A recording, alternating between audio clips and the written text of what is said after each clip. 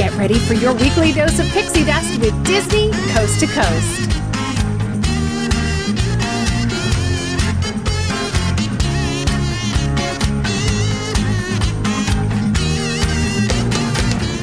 Hey folks, and welcome to Disney Coast to Coast, the ultimate unofficial Disney fan podcast. I'm Jeff DePauli, and welcome to the House of Mouse headlines brought to you by laughingplace.com, your up-to-date resource for the latest Disney news every day of the week. This episode is being released on June 16th, 2021, and here's what's been going on in the world of Disney recently. Magic Kingdom's After Hours Boo Bash is proving popular, a new Behind the Attraction series coming to Disney+, Walt Disney World's big masking policy change, and more. It's all coming your way right after this.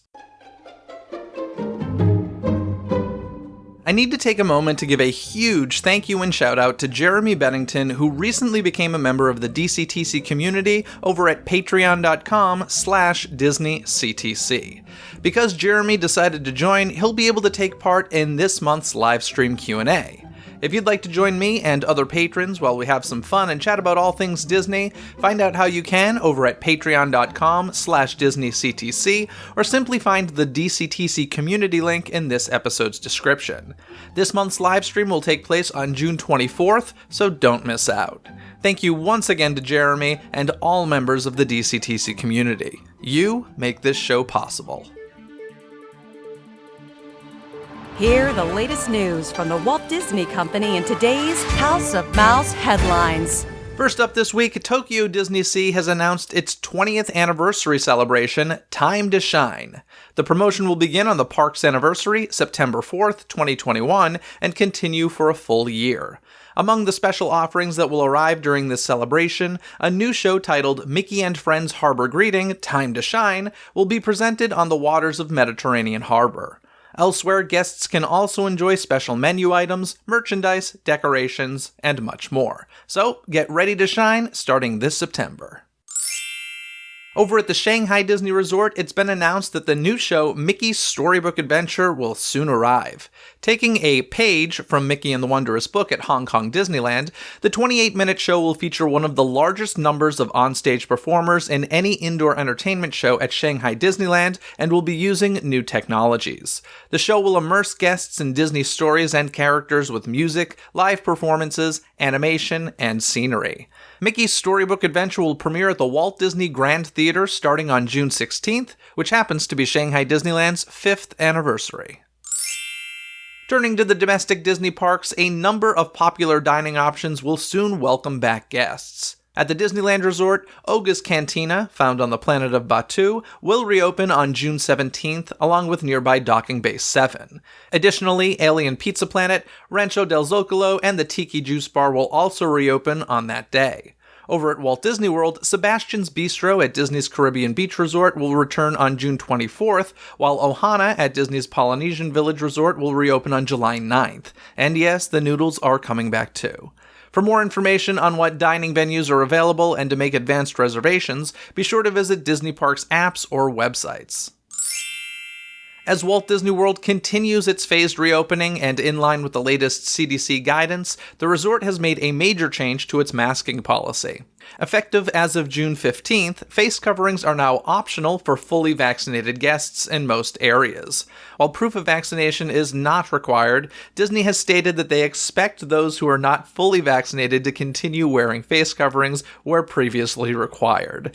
I can't even say that with a straight face. Good luck with that. Despite the change, face coverings will still be required for all guests when on Disney transportation, including buses, monorails, and the Skyliner. Guests may also notice that physical distancing may be relaxed in queues, theaters, shops, restaurants, and attractions. In other words, get ready for busier days at Walt Disney World and get used to seeing people sans masks once again. With summer just around the corner, Disney Springs will soon be extending its daily operating hours. Beginning June 27th, the shopping and dining district will remain open until 11 p.m. Sunday through Thursday and 11:30 p.m. on Fridays and Saturdays. Meanwhile, the area will continue to open at 10 a.m. with parking available beginning at 9 a.m. This later closing will give guests more time to experience current special events such as the Pride Month celebration, which includes photo ops, limited time merchandise, specialty treats, and more. Speaking of photo ops and pride, Disney Springs and Downtown Disney have both been celebrating the release of Love Victor Season 2, one of my absolute favorites, with special photo locations. At the Disneyland Resort, the Closet Door photo op is currently available and will also travel to Los Angeles, New York City, and Chicago. As for the Disney Springs photo location, it features a flat background bearing this season's slogan, Fear Less, Love More. Of course, if you can't make it to either location, you can still enjoy Love Victor Season 2, now streaming on Hulu, and I highly suggest that you do. Over the past few months, Disney has been working to reimagine its classic Jungle Cruise attraction to add a new story and update some of the ride's cultural depictions. Now, the Disney Parks blog has announced that the Jungle Cruise will begin sailings on July 16th at Disneyland Park. Over at Magic Kingdom, as previously announced, the ride will remain open while the enhancement work is done. That said, the new Walt Disney World version is expected to debut this summer. And while it's not actually tied to the updated ride, the Jungle Cruise film starring Dwayne Johnson and Emily Blunt will arrive in theaters and on Disney Plus via Premiere Access on July 30th. Following a fetching debut in theaters and on Disney Plus Premiere Access, a sequel to Cruella is reportedly in the works. According to The Hollywood Reporter, director Craig Gillespie and screenwriter Tony McNamara are both expected to return for the project. However, the film is in early development, so nothing is set in stone.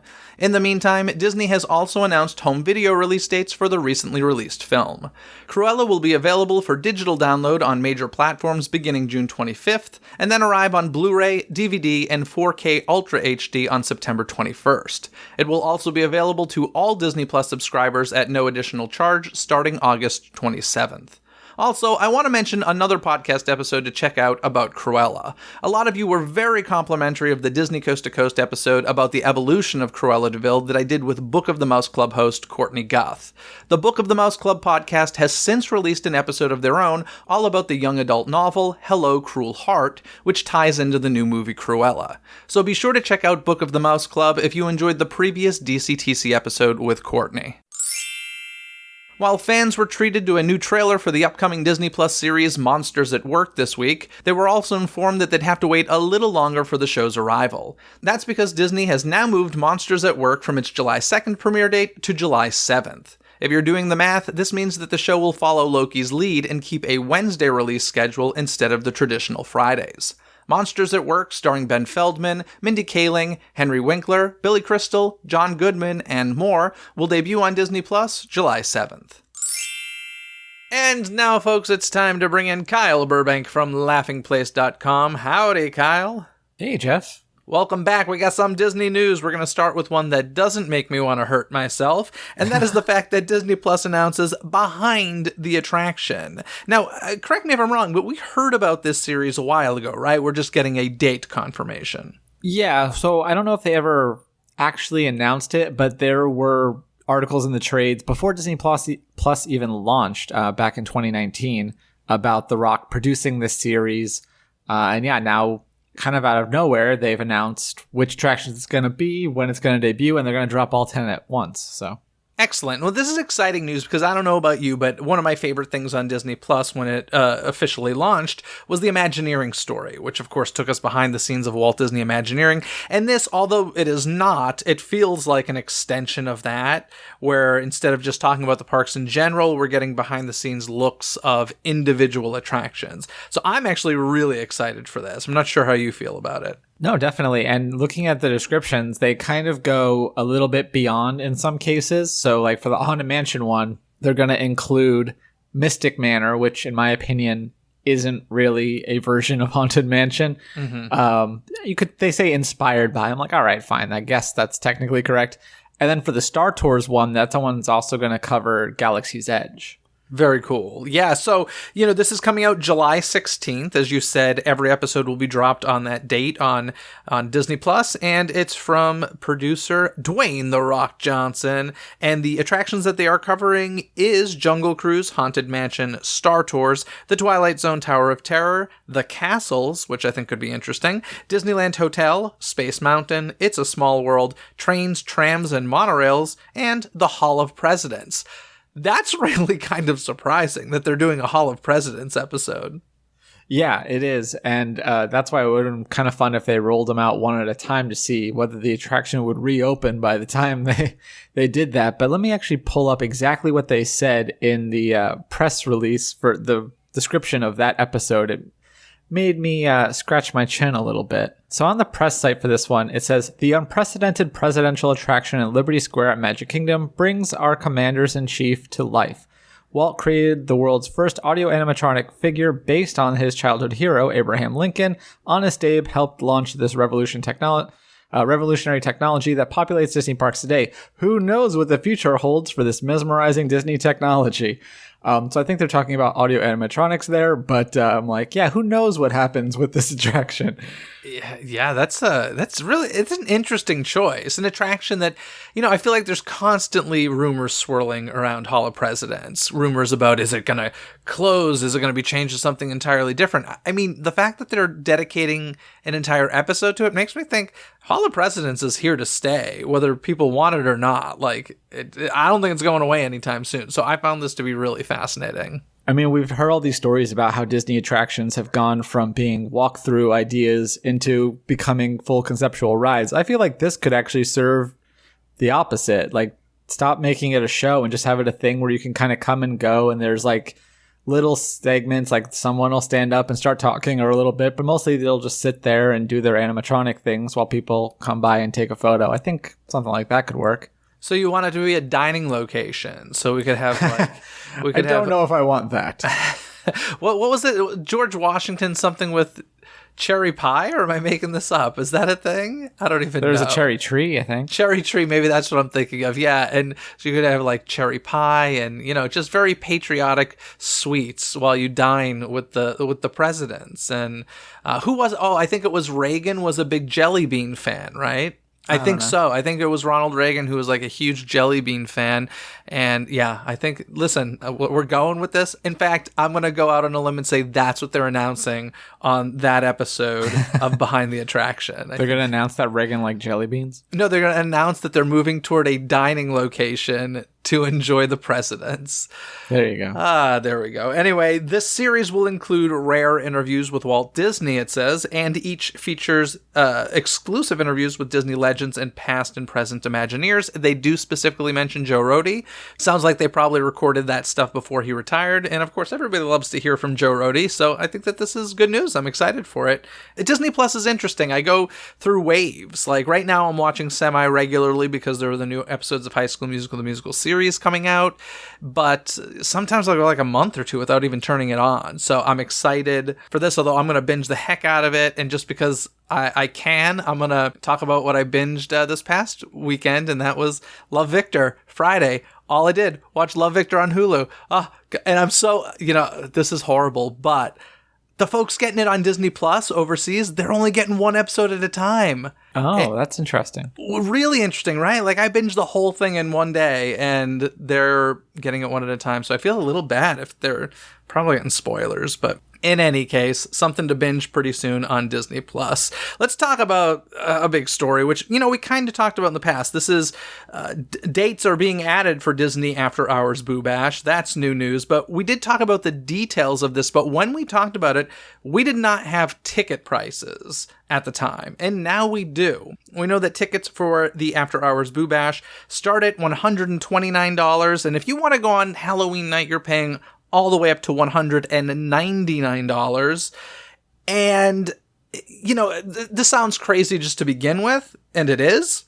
But when you start comparing it with other events, it gets even more crazy. Now, just a quick recap. This is a small version of a Halloween party. It's not nearly as big as Mickey's Not So Scary Halloween Party. The one thing they did do that is kind of smart is they named it an after-hours event. They've been having those after-hours events for quite some time. And the main purpose of those really is short lines. Very small crowds, people paying, to get a short line for their rides. And the January 2020 after-hours events were $139. So, I mean, that's the lowest ticket price is right around that. But like I said, it skyrockets to $199. The crazy thing is that Mickey's Not So Scary Halloween Party in 2019 was $79 to $135. So this is considerably more with far less stuff to enjoy. I guess the benefit is small crowds. I don't know, but this is bonkers to me. You'd really have to hope that it's small crowds, because I will say I've been to one after hours event at Magic Kingdom, and we did that in lieu of paying a day ticket. Like, we took my wife and my sister-in-law, and we, had a great time. Our longest wait was 15 minutes, and that was for the Mine Train. So definitely lower price than compared to like Not So Scary. There's some attractions that you can get on without a wait, but most of the time it's not that much. Unless you time it just right and skip out on a parade, then sometimes you can get the low waits. So I'm really hoping that for this price that you're paying, that they're keeping that low. I didn't even see, are they doing trick-or-treating, or are they just going to be doing ice cream? Okay, so you have trick-or-treating, and then you have free ice cream, popcorn, and soft drinks, which are kind of nice, but, you're not eating $100 worth of ice cream, I would hope. Yeah, it's insane to me. I mean, your priority needs to be low ride wait times. That needs to be like what you're paying for, because otherwise you're just going to be disappointed. Like, for me, if I'm going to a Halloween party, I'm going for the Halloweenness of it. And they're not even doing the ride overlays from what I understand. It's not like they're getting the Halloween ride overlays that you're having a short wait for. And it's so few hours in the park. I think like the party is 3 hours plus you can get in 2 hours earlier, something like that. Yeah, no, that's a good point. For Not So Scary, you could get in as early as 4 p.m. and for this you can't get in until 7. So it's another 3 hours. And DVC members 2 p.m. for Mickey's Not So Scary. So I was getting in the park at 2 p.m. and I was there till midnight or 1 a.m. or whatever the party was. Like, that's a full day in a park. This price is bonkers to me. I should mention the dates that they added are September 5th, 12th, and 19th, as well as October 10th and 17th. So, listen, we're recording this, and this news was announced before tickets even went on sale to the general public, which means that tickets for guests staying at Walt Disney World are obviously selling really, really, really well, or else they wouldn't have added these dates. So I'm glad that they added dates instead of like upping capacity for the people who did pay these insane fees who are hoping for small crowds. But there's no way I would ever pay this. We've gotten to a point where I think, at least I asked myself, it's not like a question of can I afford it? It's a question of, is it a good value? And for me, this is just so not a good value, like, at all. I don't know. I would probably, if I was in Florida and was going and wanted to go to Magic Kingdom for a day, I probably would still do this based on my prior experience at the after hours, but not doing it as a fan of Halloween or as a replacement for Not So Scary. I think it's all about your frame of reference. Sure, but I mean, if like when we're priority. comparing them, yeah, it's horrendous and frightening. But it can't be like, when you say I'd do it instead of a day in the park, it's just, you got to keep in mind, no parades, no shows, no fireworks as of now. That could change, but if they're keeping crowds low, they're not going to invest in fireworks, but they could totally announce stuff as it gets closer. But let's face it, even if they could, they don't need to. If it's selling out without the promise of that stuff, why would they invest in that? Well, I'd be glad. I mean, if I was going to that event, I probably don't want more entertainment, because if I want to go do the rides, I don't want a parade blocking my way to get to where I want to go. I don't want to be tempted into watching something, I guess. Yeah, for me, I would just take my money and spend it at Halloween Horror Nights. That's what I would do. Yeah, no, I get that, but... Yeah, like I said, you got to know what your priorities are. I feel bad for anybody who, let's face it, I'm sure there are some people out there who have followed, Mickey's Not So Scary for tons of years. And like, this is the year they're finally making it happen. And, not realizing really how drastically different it's going to be. And I don't know, the Walt Disney Company has a fan base that I've never seen a fan base with more FOMO in my life. It's mind-blowing to me that I feel like people just feel like they need to do it. Like, I just don't believe that there are that many people who are like, yeah, 5 hours with short ride waits is worth $200. Like, I don't know. I feel like that it's something more than what they're getting. Do you know what I'm saying, or am I not making sense? No, you make total sense. But I think, that's why it's a little bit different in Florida, is that you're going to have a lot of tourists, especially with this pent up demand. But then again, you wonder how they're not really billing it as shorter waits in this particular sense. They did with the regular after hours, but this one, I don't feel like they're emphasizing that as much. So you kind of wonder where these decisions are coming from. Who are the people booking these? Are they well-informed Disney fans who are familiar with Not So Scary? Are they just like, oh, cool, there's another thing, and have my travel agent add it on, post-COVID party? I don't know. Yeah, it'll be interesting to see what guests' reactions are once it opens. All I know is, I personally feel like at this point, there's no going back. They have seen what people are willing to pay for things, and you are going to see tickets for everything get jacked up. I do think we are at a little bit of a point of, like you said, pent-up demand, where people are, listen, I didn't spend money on entertainment for a year because I was stuck in my house. I will pay anything to do anything. So there might be in the future a little bit of rollback, but it's not going to be much. This is an extraordinary ticket price in my mind, and there's no turning back. You vote with your wallet, folks. If you give them your money, they're going to say this is what it's worth, and it's like an auction, right? Whatever somebody's willing to pay for something, that's what it's worth. And the public has shown willing to pay $200 or $150 or whatever your thing was for 5 hours and short waits, I guess, with little entertainment. Well, that's why I was so excited to send you that article, because I know you were so upset about it already. And so you're like, I hope nobody buys tickets. I mean, and I'm like, here you go, add more dates.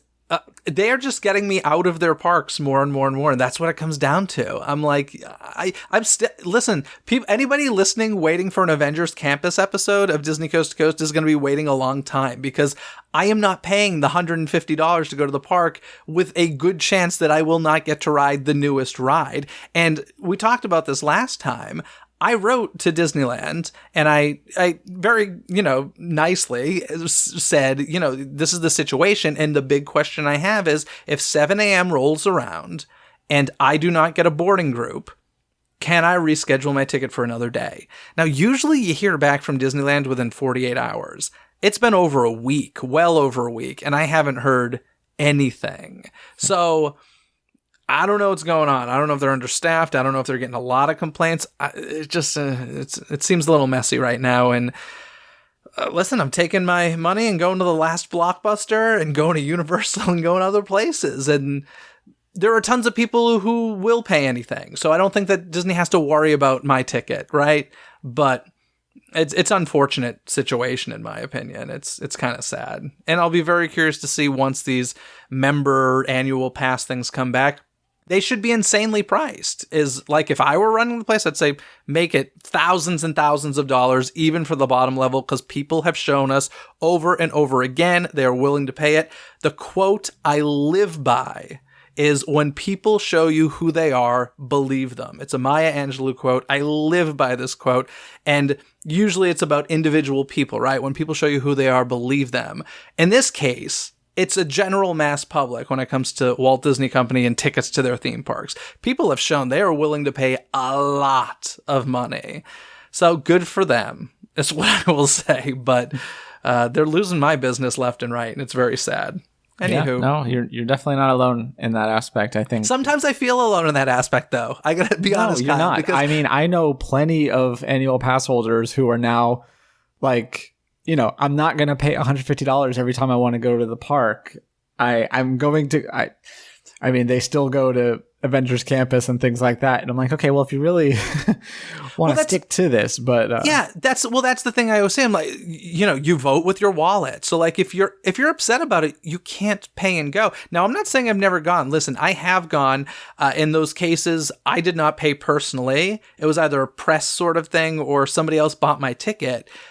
I am not willing to give them my money, and it's not, like I said, it's not a cheapskate thing. This is a looking at the value. Like, honestly, when it comes to a $200 thing, I'm much more willing to spend $200 to go see a Broadway musical than I am to go to a theme park and not get to ride the newest ride. Like, to me, they're just two, I get it, they're two totally different forms of entertainment. And I get some people might like the theme park over the musical. I totally get that. I just think the guest experience is lacking these days with the lack of entertainment. And there's the virtual queue thing, which we already got into last time. I don't need to get into again. But I just think it's bad guest experience. And so I won't pay for that. Sorry. Yeah, we'll see what happens. Anywho, let's move on and talk about, well, some more Avengers Campus. Of course, it has opened since the last time that we chatted, and, there have been interesting feedback on social media, I would say, as far as the opening goes. But let's talk about today, the Loki new look in the park. Loki gets a new look, and yeah, you can talk. You know more about this than me. This is very interesting to me because, yeah, when it first opened, Loki was his normal outfit that we've seen previously. But then on the day that, the week that Loki debuted, they announced that he would be looking like he does in the series, wearing his TVA variant prisoner outfit, for lack of a better term, and that there'd be a couple of TVA Minutemen that would accompany him, so that now the theme park version will match what you see in the new series. And this happened incredibly quickly.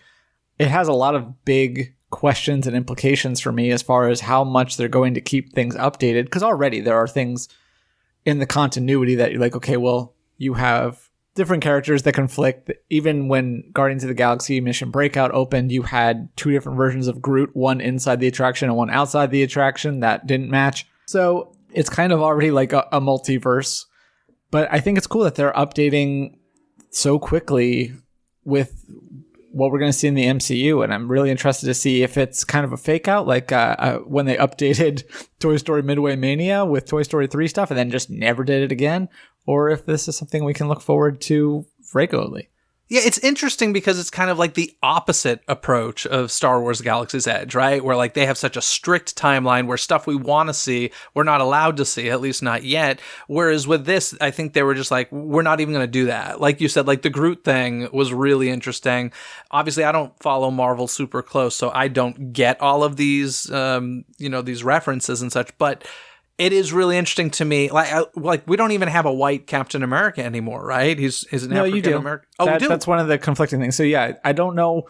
I mean, right now there's not really meet and greet, so it doesn't matter as much. But I would assume that they'd be referring it to as like Captain Rogers and then Captain America, or Sam Wilson's Captain America. But yeah, they have both versions of it. It's interesting. This is kind of fun. They can have fun with it, and it's like an anything goes because it's not set in the MCU. It's a theme park universe, and so it is kind of cool that it's influenced by the MCU and potentially the comics. But yeah, exactly like you're saying, I've heard this a lot, whereas Star Wars is so, they like, okay, well, we're going to take you somewhere you've never seen before, and we're going to keep it limited, whereas this is like, whatever, this is the multiverse. You guys are used to this sort of a thing as Marvel fans, so you can have everything.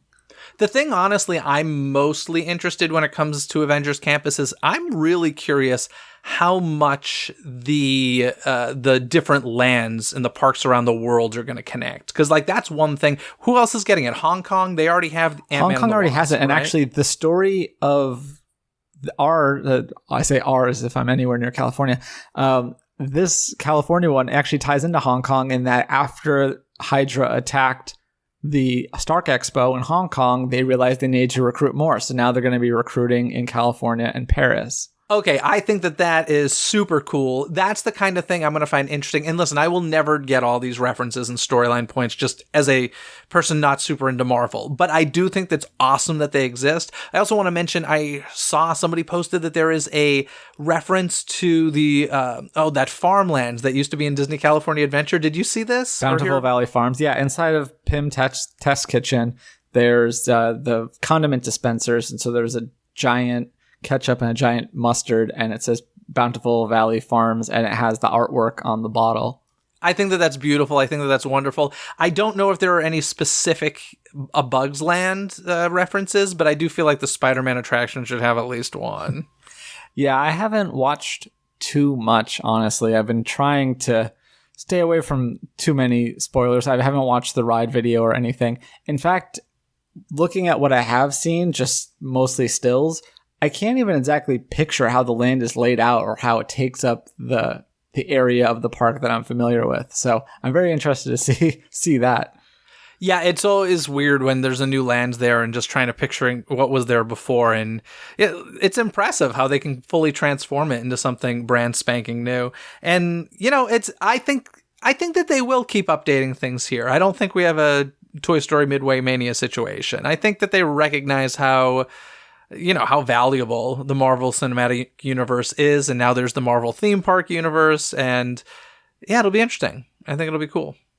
Yeah, but to your point, I'm very excited to see what they do in Paris. They already had a show in Paris that kind of talked about Hong Kong and other things, so I think they're going to do a good job connecting all of those different elements.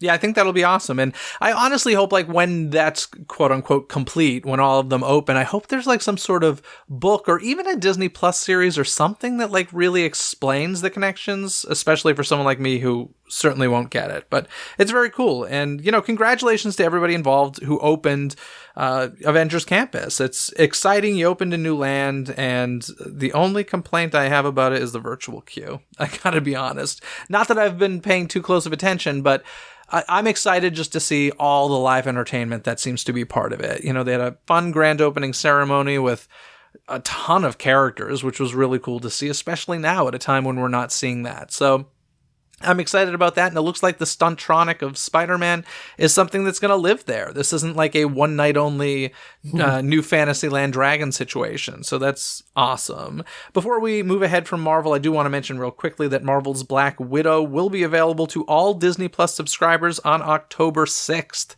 So, of course, that movie was delayed a billion times. It's funny, as I've started going back to movie theaters, I keep seeing the trailer for this, and I was like, didn't I see this like a year and a half ago, those trailers? And yeah, indeed I did. So, it's going to be available for everyone on Disney Plus October 6th. Of course, July 9th, it's going to be there for premiere access on Disney Plus as well as in theaters.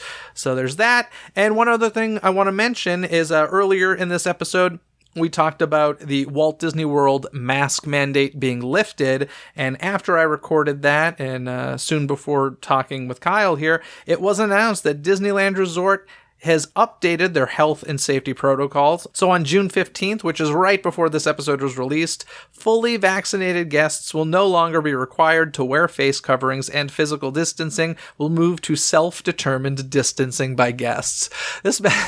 I laughed before and I'm laughing now. I love the honor system here. This is laughable to me. But listen, I'm happy to see we're heading back in a direction of normal life. And I know some people are very hesitant about this, and if you're more comfortable with a mask, by all means wear it when you're there. But the Band-Aid needs to be ripped off at some point. So no, I agree, and I've been kind of weaning myself off of that for a while. I was around town. My rule was if the employees had to wear them, then I would wear one just to sympathize and commiserate. But that's been going away soon as more workers get vaccinated. And we just went to Sam's Club today for the first time without masks. Last time it was about 50-50 as far as whether employees were wearing them. Fewer were wearing them this time, so I felt okay doing that and sticking to my own rules. But yeah, it's an adjustment. So I understand. Honestly, in a theme park setting, if I was going indoors, I probably would still wear one. Personally, just depends. It's a little crowded in there. Yeah, I am fully... Here's the thing that I always say, because listen, I am pretty lax with it. If I'm outdoors, I feel personally, as a vaccinated human, I feel no need to wear it if I'm outdoors. When I go indoors, it's still a little weird adjustment here. But, I do have friends who are like... I've had somebody call me an anti-masker, which I find hilarious because I wasn't wearing it outdoors. We're at a street fair or something and I didn't have it on. I was like, you do realize that the CDC, the same people that told you that you need to wear a mask in certain situations, have now said that you do not need to in certain situations. So if you believe them one time, you should believe them another time. Otherwise, you're a hypocrite. And that's kind of where I stand. I'm like, the people who supposedly know what they are talking about, for better or worse, they're supposed to know what they're talking about. That's who I believe. So that's what it comes down to for me. And no, I agree. And that's why I said, that's why it's been more of a weaning process for me, getting to that feeling comfortable, but knowing that, this is where we're at. And it's also different for different areas. Sure. Unfortunately, my area isn't as vaccinated as it should be. And, you wouldn't know it going to the store because everyone's vaccinated. We must have 99.7% vaccinated based on the honor system. Yeah, I'm going to say the same thing for the theme parks. That's why I laugh when they're like, the fully vaccinated can take them off, but we're not checking. I was like, yeah, the first people who want them off are the ones who are not vaccinated. So it's, kind of laughable. But listen, the people making these choices know this as well. So I feel like it's pretty safe. You're not getting one over on them. Yeah, I mean, listen, it's sure the vaccination isn't 100%, but it's like 96% or something. And if you do happen to get sick from it, the symptoms shouldn't be nearly as bad. Of course, listen to your doctor. If you have a health problem or whatever, that this could make a lot worse, you should obviously take care of yourself. But I think for most of us, if you have a vaccine, like that's the point of it, right? So that you can be in places and exposed to certain things, and it hopefully won't affect you. And we got to get back to normal, folks. I don't know. Maybe I'll be getting hate mail from this. We'll see. If you want to send hate mail, feel free to send it to Kyle. Anywho, Kyle, thanks so much for joining and talking about the news. I'll talk to you again in a couple of weeks, yeah? All right, yeah. Talk to you soon. To read more about any and all of the stories you've heard here today, simply visit the show notes link in this episode's description. You've heard the news, and now I want to hear what you have to say about it. What do you think about the Boo Bash prices? Share your thoughts on that or any other topics mentioned in today's episode. Call 818-860-2569, and you may just hear yourself on a future episode of Disney Coast to Coast. That phone number can be found in this episode's description, along with a link for some free gifts from me to you.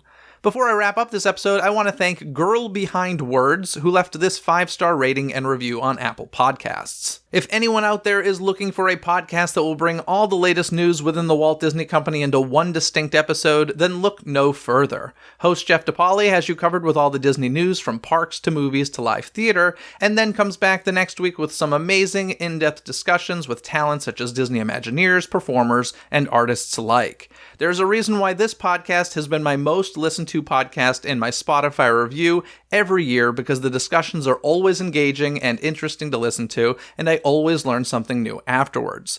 100% recommendation to any Disney fan, theme parks fan, or anyone who wants to discuss any Rick Moranis projects ever. Jeff is your expert. Well, thank you so much for the kind words, Girl Behind Words. If you'd like a shout out yourself, it's so simple. Simply leave a 5-star rating and review on Apple Podcasts. The easiest way to make sure you don't miss any of the magic is by subscribing to Disney Coast to Coast on Spotify, Apple Podcasts, or wherever you listen to podcasts. Wherever you search, don't forget, it's Disney with a Z, Coast to Coast. This episode has been executive produced by Robert Scontrino. Gain rewards like Robert by visiting patreon.com/Disney with a Z, CTC.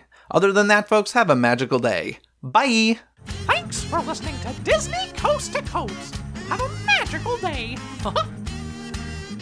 Disney Coast to Coast is produced and hosted by Jeff DePauli. Learn more about the podcast and become a supporter at DisneyCoastToCoast.com.